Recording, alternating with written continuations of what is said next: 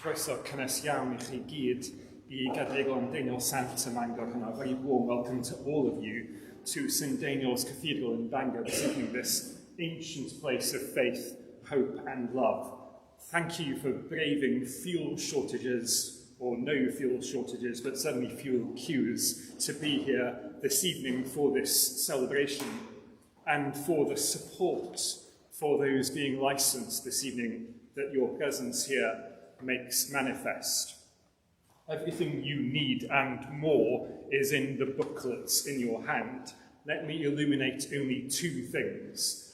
The first are ongoing COVID precautions, looser than they were, but we must still wear face masks. It's delighted that this evening, for the first time for many months, we're able to sing together in the cathedral, but behind our masks, please, apart from the choir. A second thing to illuminate. You have candles in your hands, and we will light them for liturgical and symbolic purposes during our service. You may also have noticed that they might serve a more functional use, as our lighting system here is in need of significant and urgent investment.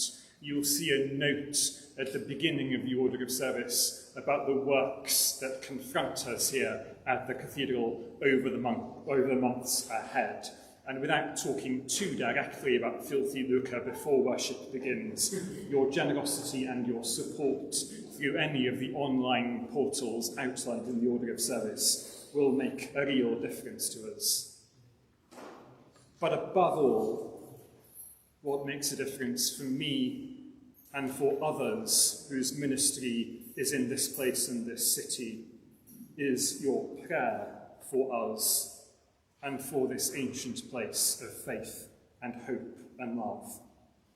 In that spirit, let us give glory to God this evening.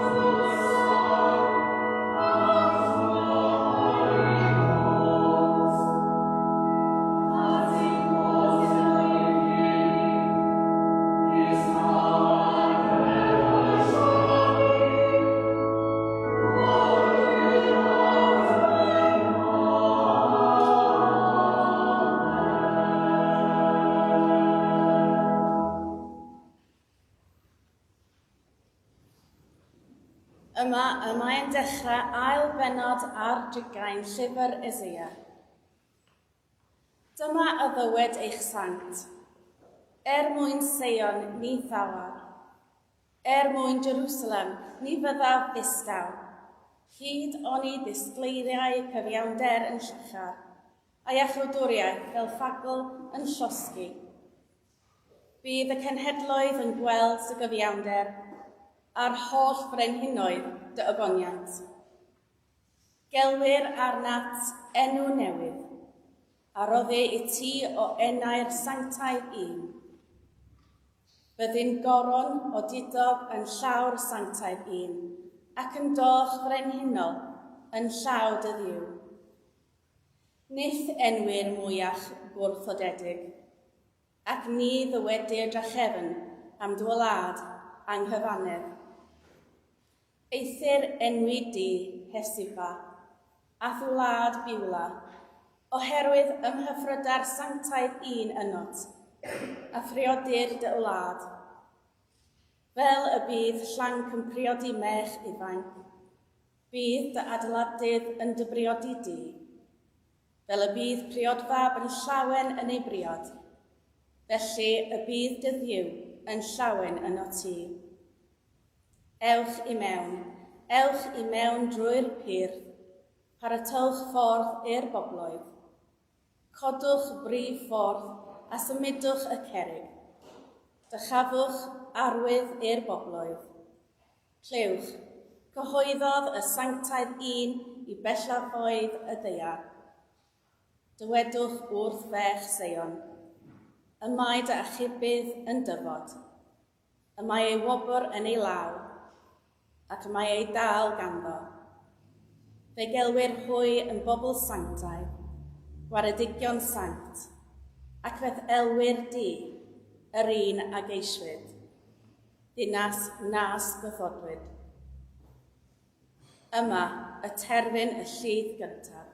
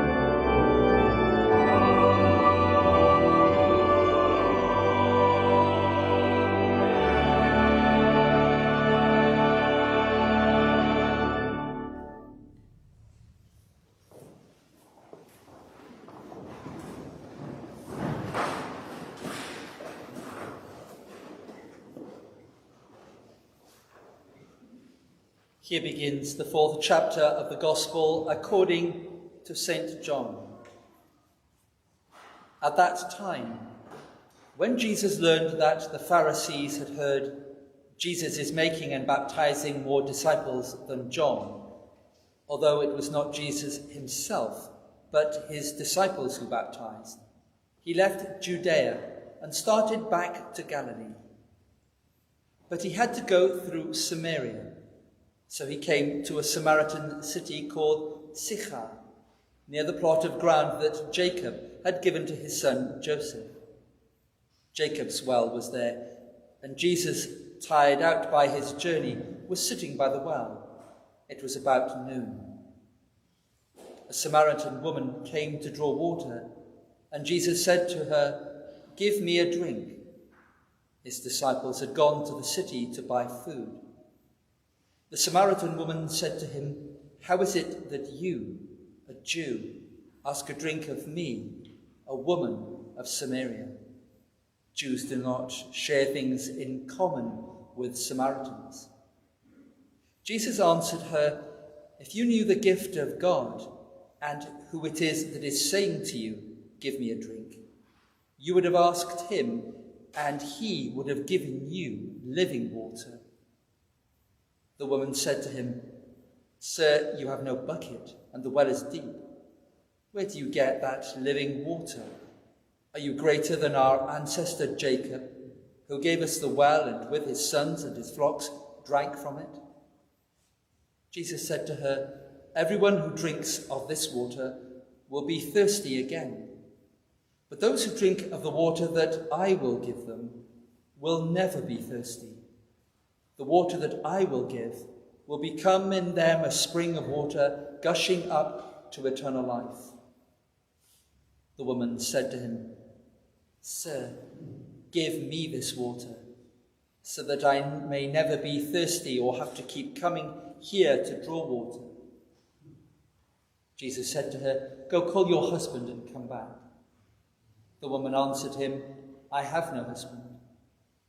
Jesus said to her, "You are right in saying, 'I have no husband,' for you have had 5 husbands, and the one you have now is not your husband. What you have said is true." The woman said to him, "Sir, I see that you are a prophet. Our ancestors worshipped on this mountain, but you say that the place where people must worship is in Jerusalem." Jesus said to her, "Woman, believe me, the hour is coming when you will worship the Father neither on this mountain nor in Jerusalem. You worship what you do not know. We worship what we know, for salvation is from the Jews. But the hour is coming and is now here when the true worshippers will worship the Father in spirit and truth. For the Father seeks such as these to worship him. God is spirit, and those who worship him must worship in spirit and truth." The woman said to him, "I know that Messiah is coming, who is called Christ. When he comes, he will proclaim all things to us." Jesus said to her, "I am he, the one who is speaking to you." Just then his disciples came. They were astonished that he was speaking with a woman, but no one said, "What do you want?" or "Why are you speaking with her?" Then the woman left her water jar and went back to the city. She said to the people, "Come and see a man who told me everything I have ever done. He cannot be the Messiah, can he?" They left the city and were on their way to him. Many Samaritans from that city believed in him because of the woman's testimony. "He told me everything I have ever done." So when the Samaritans came to him, they asked him to stay with them, and he stayed there for 2 days. And many more believed because of his word. They said to the woman, "It is no longer because of what you said that we believe, for we have heard for ourselves, and we know that this is truly the Saviour of the world." Here ends the second reading.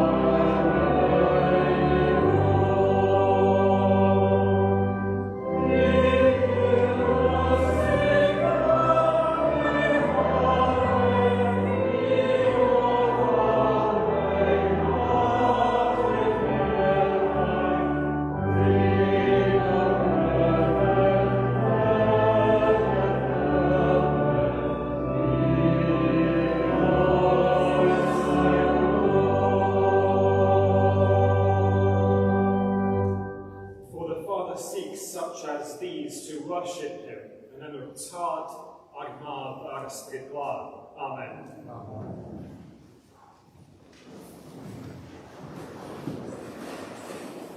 For the Father seeks such as these, oherwydd cael felly am eich tad yn ei ceisio. It's a Saturday night a few weeks ago. It's quite late. I'm on my way back from Chester to Bangor, and I'm sitting on a delayed train at the platform waiting to leave. There's been some sort of incident in Flint. The carriage starts filling up with guys who've been watching the football somewhere. And usually for me, I'm not in a dog collar. I'm sat there rather grumpily trying to finish my sermon for the following morning on my laptop. A large young guy sits next to me. Initially, he is in boisterous conversation with his friends.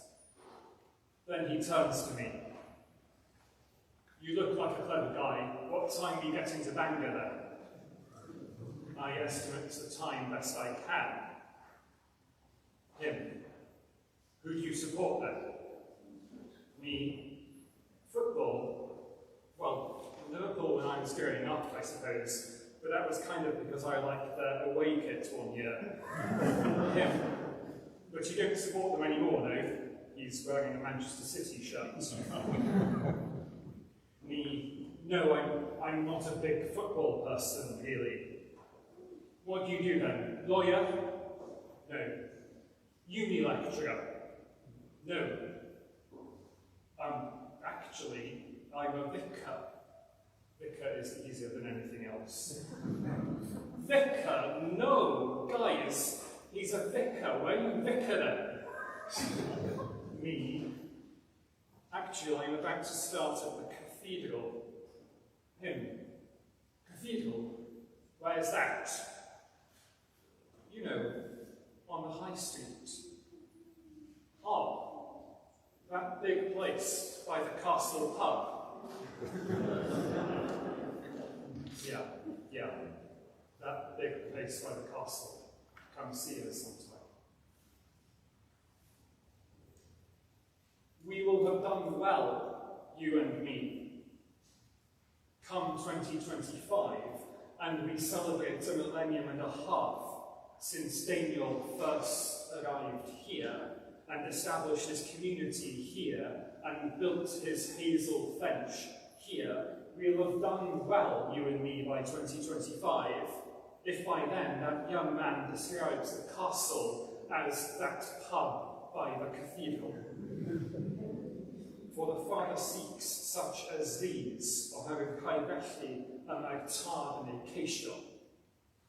But why should we care that my young man can locate this place? Why should we want his life to be orientated in some way around this place? Why should we want part of his heart to be here?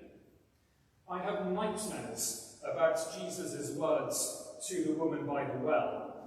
Here the two of them are, him, a Judean whose lineage held that true worship took place under the awesome formality of the temple in Jerusalem.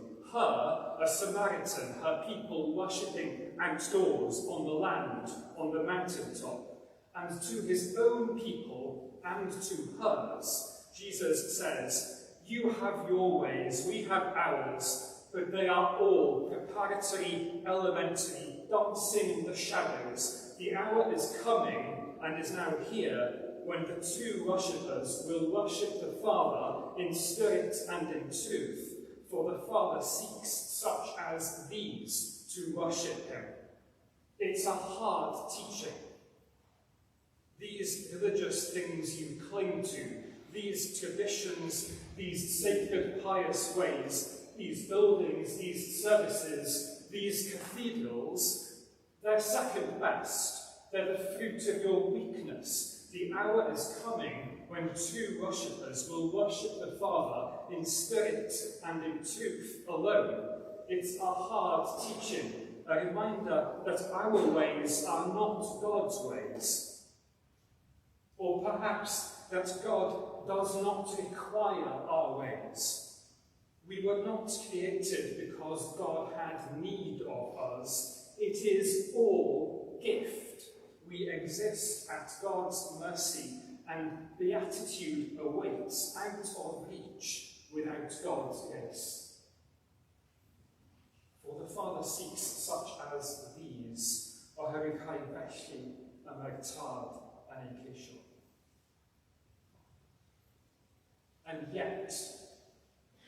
And yet we know that we are saved in our skin, not in our heads. We know forgiveness in lived relationships, not in theory. We're redeemed not in our perfection, but in our weakness. We know this because Jesus shows us. Jesus is never not in his body. At the beginning of our reading this evening, he is tired, physically tired by his journey, emotionally fed up with the jealousy and gossip of his followers. He is thirsty. Give me a drink, says the body of God. Elsewhere in the Gospel, he weeps when his friend Lazarus dies. When he meets the disciples by the lake after his resurrection, he sits down to eat breakfast with them. When the woman who has been bleeding comes to him to touch him, the hem of his cloak, he does not tell her to go away to worship in spirit and in truth. He has mercy upon her broken body and its pain. When Isaiah wants to describe what it's like to know something in time, or what God is in eternity, he says it's like the young man rejoicing over the young woman. And if you think that isn't physical, then you've forgotten what it's like to be young. I want my young man from the train in Chester to be able to find this place, because this place, its physicality, wood, stone, metal, glass, voice, song, language, sacraments, those things in this place give us a glimpse in time of God in eternity and of Christ, the Saviour of the world. For the Father seeks such as these, oherwydd rhai felly y mae'r tad yn ei ceisio. A cathedral is a cathedral because of a physical thing, a seat. This place is a cathedral because the bishop's throne is here. Or perhaps more accurately, a cathedral is a cathedral because of a person and because of relationships. A cathedral is a cathedral because it is a place where around the seated bishop, the people of God in this corner of creation, you and me, gather as the church, as the body of Christ, in relationship, in communion with their bishop and with one another. It is striking, it is liberating, and it is important that we define ourselves as the people of God in this place, as the body of Christ in this place, not by what I believe to be true, or by what virtues I believe I possess, or by what worthy deeds I perform. We define ourselves as the body of Christ in this place, not by some individual, abstracted, disembodied understanding of the word, but because our relationship with the bishop and with one another, gathered around him in this physical place, as generations in time have done before us, they bind us. For the Father seeks such as these, oherwydd rhai felly y mae'r tad yn ei ceisio. Next to the bishop, members of the cathedral chapter sit in choir, not facing forward, but facing one another. It's an attempt to enact here what will be. When in heaven, when we are fully ourselves, when there are no more tears to blur our vision, when we no longer see through a glass darkly, but when we will see one another face to face, as we truly are, and we will worship then in spirit and in truth. The time will come, then, when we will have no need of churches, or bishops, or sacraments, or even sub-deans, for that matter. The time will come when we will see one another face to face and worship in spirit and in truth, and our participation in God will be without limit. But in the meantime, in history and in time, in this vale of hope and tears, in the meantime, we have need of things, of this place, and of one another.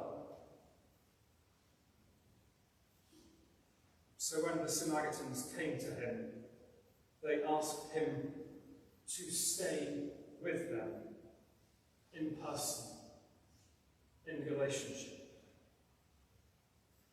And they heard for themselves and knew that this was truly the Saviour of the world.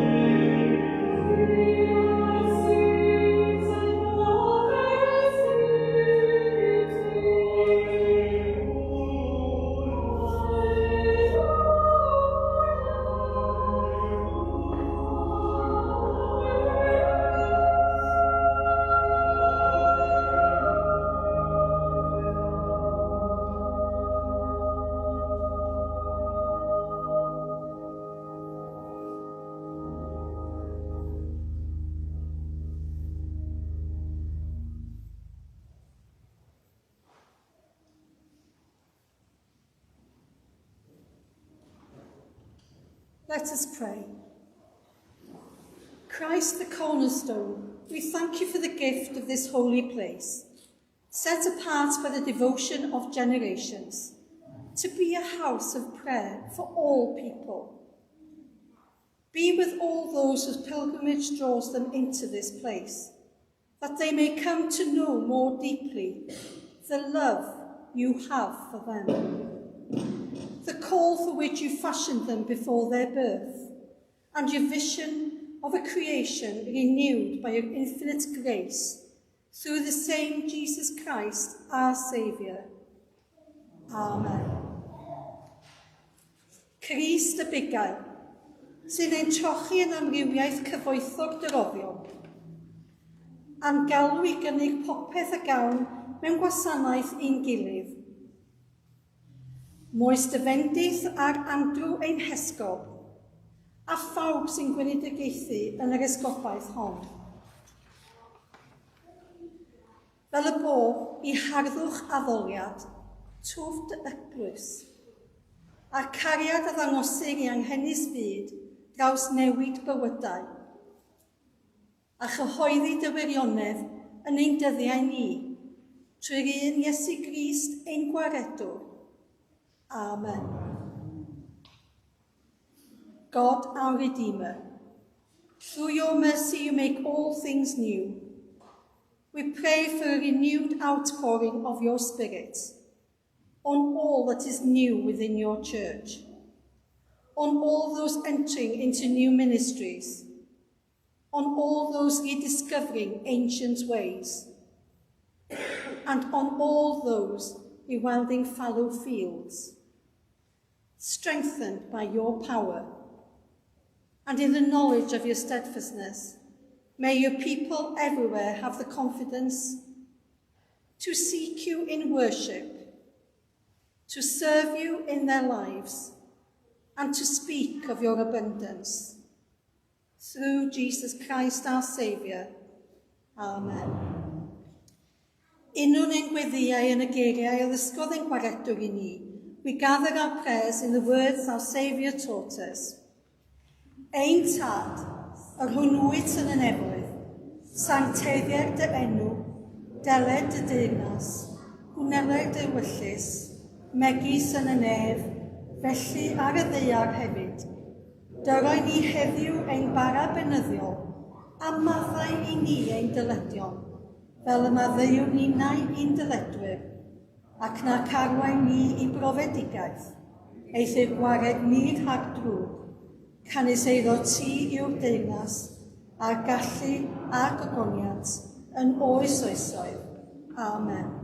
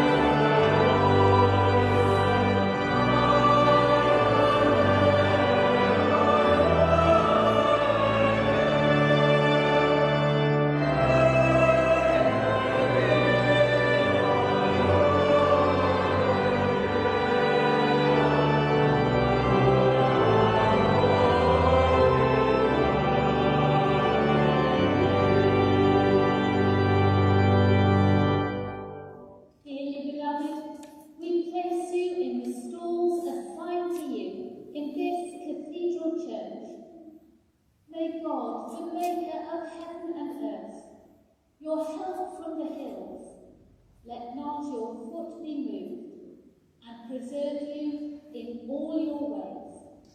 In Christ's holy name. Amen.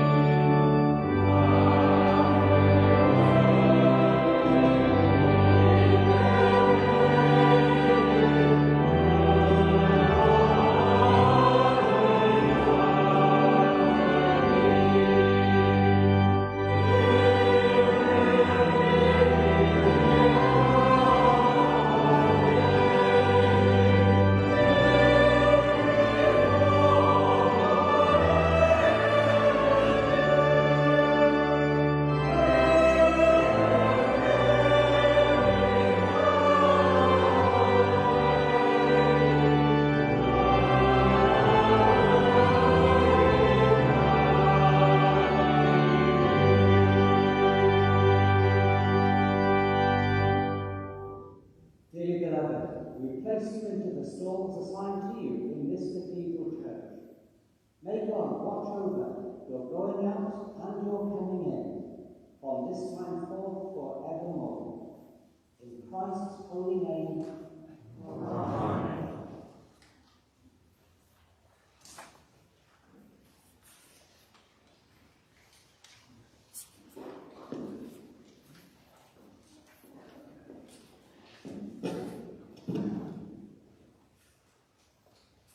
Friend in Christ, presiding from this door, may God the Father increase your faith, may God the Son fill you with hope, and may God the Spirit guide you in love, in Christ's holy name.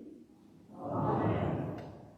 Cadwyn o ddeilad agor o ras, a hyrwyddan ni a barhaus gymorth, fel yn ein holl weithredoedd o'i cychwyn i'w cwblhau yn o'r tîm. Y gogonedd yn dy enw sanctaidd, a chael o'r diwedd gan dy fudigaredd y lawnd a'r gywyd, trwy Iesu Grist ein gwaredwr. Amen.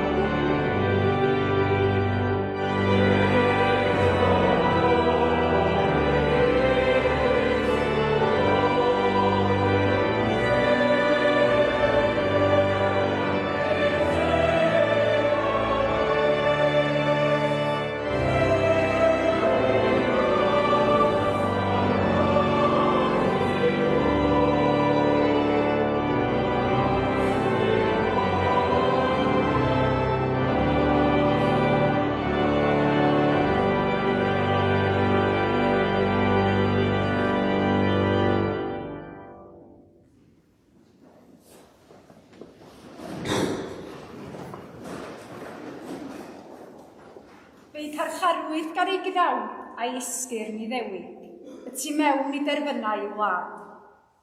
Ond fe'r hoes fel estyll byw i morthwylio, a'i codi o'r beddrod ar weithaf y gwylio, yn gorff Catholig gan ei dad.